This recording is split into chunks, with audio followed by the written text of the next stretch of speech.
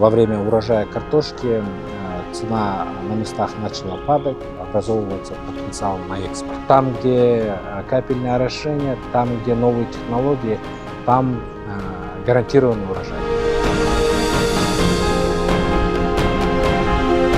Кыргызстан – страна, где горы встречаются с инновациями, а традиции переплетаются с современностью. Кыргызстан сегодня – это не только щедрые долины и чистые реки, но и динамично развивающийся аграрный сектор. В центре этого прогресса – Министерство сельского хозяйства, которое за последний год реализовало масштабные проекты, превращающие страну в аграрную силу Центральной Азии.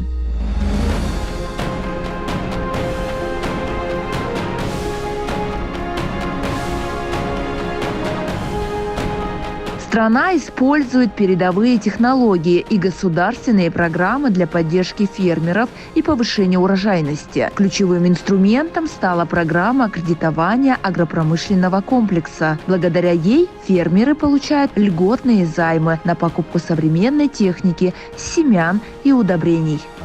Кредитование агропромышленного комплекса, так называемое КПК. Здесь задействовано не только 9 социально значимых товаров, но отдельно еще добавлены такие кластера, которые приоритетные, перспективные кластера, где есть возможность нарастить собственное производство и также экспорт. Сейчас на данный момент у нас 18 кластеров. Первоначально по КПК предусмотрены средства порядка 17 миллиардов сомов. Это то есть на каждый кластер по 1 миллиарду. Здесь самый основной драйвер, агрегатор, это завод-переработчик, который заключает договора с поставщиками, с местными фермерами, те, кто должны обеспечивать сырьем, это опять же стабильность. И здесь у нас предусмотрены льготные средства порядка 6%. Данная программа сейчас, она, можно сказать, очень популярна. Почему? Потому что многие фермеры, многие переработчики уже воспользовались данной программой и ведут свою работу. Параллельно реализуются инициативы по поддержке племенного скота. Объединение товаропроизводителей получает финансирование через специальный фонд поддержки. Это стимулирует развитие малых предприятий, расширяет рынки сбыта и повышает конкурентоспособность продукции на международной арене. У нас буквально в этом году по итогам Курултая, где наш уважаемый президент Садыр Нуркожоевич дал поручение по объединению фермеров и льготному финансированию племенного скота. По льготное финансирование племенного скота мы эту программу разработали, запустили. Это у нас делается, то есть осуществляется 2 банками, опять же, Эльдик-банк и Аэльбанк, и под 3%. То есть у фермеров есть возможность брать высокопродуктивный скот, племенной скот по льготным кредитам и заменить, может быть, свою нынешнюю малопродуктивную скотину, домашнюю скотину. Горы Кыргызстана хранят богатство рек и водных ресурсов, но изменение климата требует новых решений. Внедрение устойчивых методов земледелия, рациональное использование воды и адаптация к новым условиям. Климат – это, можно сказать, наша самая большая угроза и риск для нашего региона в целом. Так как мы являемся горной страной, наши фермеры очень сильно зависят и подвержены климатическому риску, можно сказать.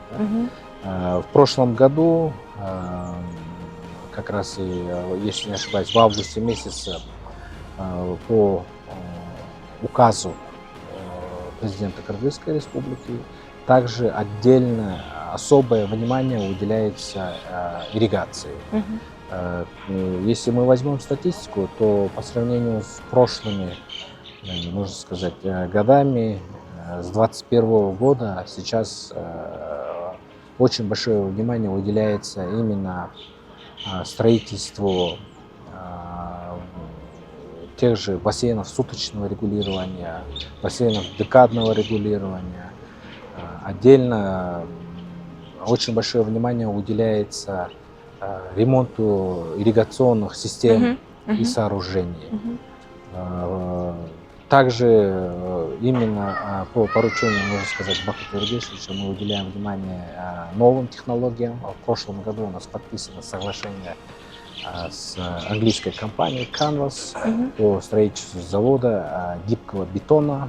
Это такой инновационный материал, который во время, можно сказать, установки он сохраняет, обретает форму тех же арыков, лотков. Сейчас этот завод, он на стадии уже строительства.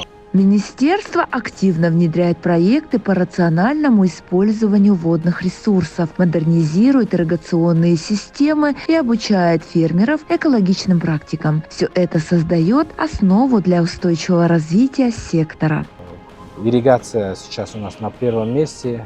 Да, в прошлом году мы предприняли ряд мер по подготовке к маловодью.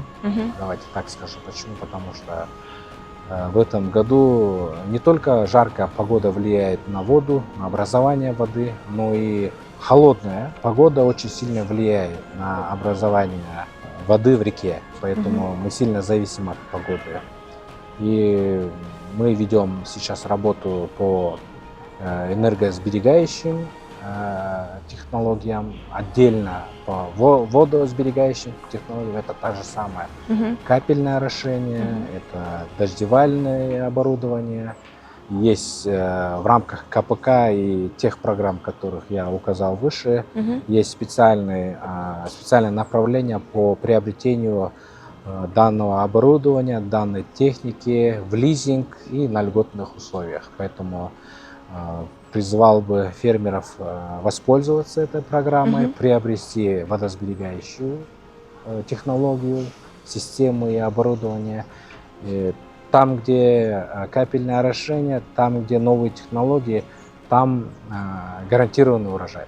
Министерство активно помогает малым производителям через гранты, субсидии и консультационные услуги. И результат не заставил себя ждать. Кыргызские фрукты, абрикосы, вишни, орехи пользуются спросом на рынках России, Казахстана и Китая. Экспорт сезонных фруктов вырос на 25% за последний год.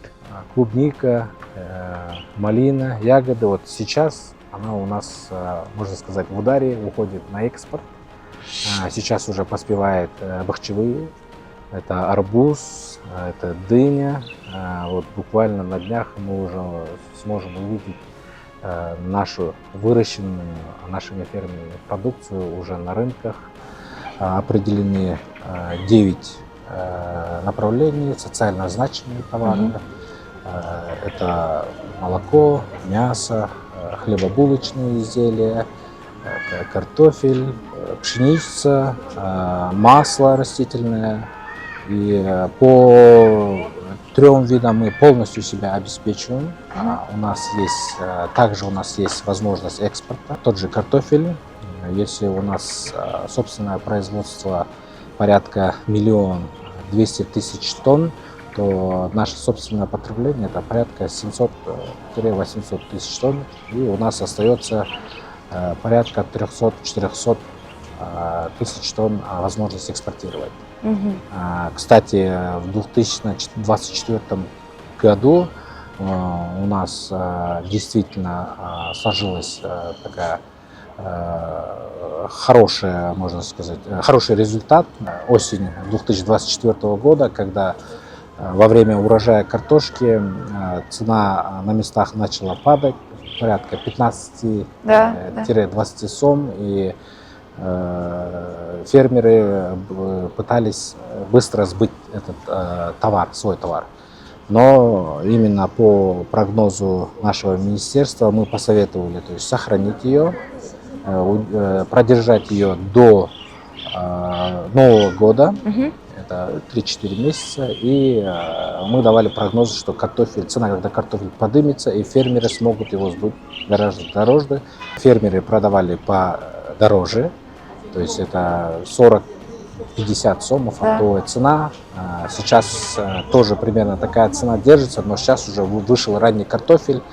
Но в этом году примерно те же посевные площади, которые были в 2024 году, мы их сохранили. Я думаю, фермеры в этом году тоже с удовольствием сеют картошку. Отдельно у нас есть возможность экспортировать молоко и молочную продукцию, это сыры, сливочное масло. Вы знаете, в прошлом году опять же был очень большой спрос в Казахстане, Российской Федерации. Цена на сливочное масло резко поднялась, и это, можно сказать, благоприятно отразилось на переработчиков, молокозаводов. Кыргызстан показывает пример того, как страна может использовать свои природные богатства с умом и инновациями для обеспечения продовольственной безопасности и развития экспорта. Поддержка государства, цифровизация процессов и вера в будущее делает его одним из лидеров Центральной Азии. Это история о том, как маленькая страна с большими амбициями превращается в современный аграрный центр региона, уверенно шагая навстречу новым возможностям.